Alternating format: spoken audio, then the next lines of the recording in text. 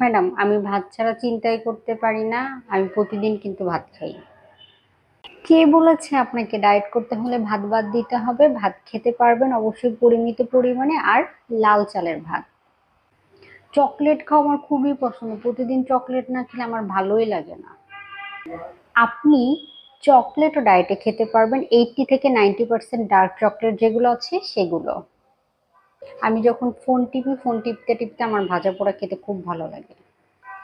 Phone টিপতে টিপতে ভাজা পোড়া অবশ্যই খেতে পারবেন। সেক্ষেত্রে ভাজা পোড়া হবে বাদাম ভাজা, বিভিন্ন ধরনের বাদাম ভাজা আপনি খেতে পারেন ফোন টিপতে টিপতে বা টিভি দেখতে দেখতে।